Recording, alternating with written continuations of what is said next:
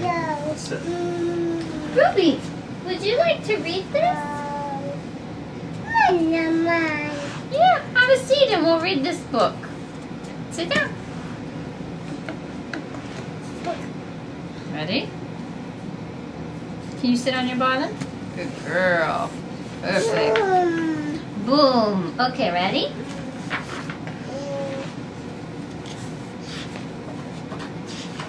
In an old house in Paris that was covered with lived 12 little girls in two straight lines. They broke there and brushed there and went to. They smiled at the good and frowned at the, and sometimes they were very. They left the house at 9:30 in two straight. In rain, wow, kaboom, or shine. The smallest one was, she was not afraid of. She was not afraid of. She loved winter, snow, and ice. To the tiger in the zoo, Madeleine just said, "What? Poo-poo."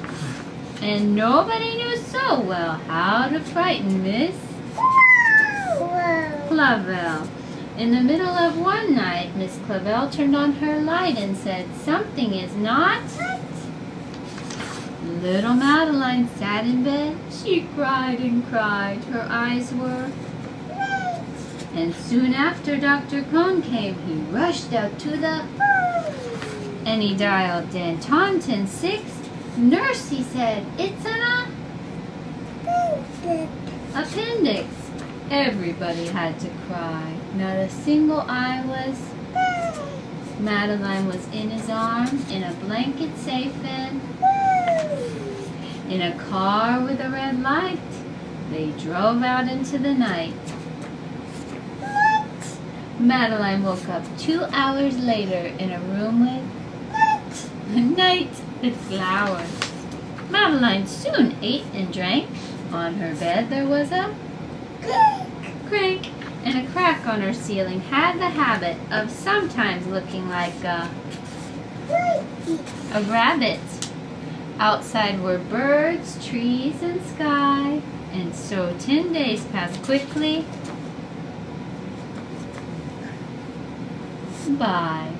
One nice morning, Miss Clavel said, "Isn't this a fine day to visit?"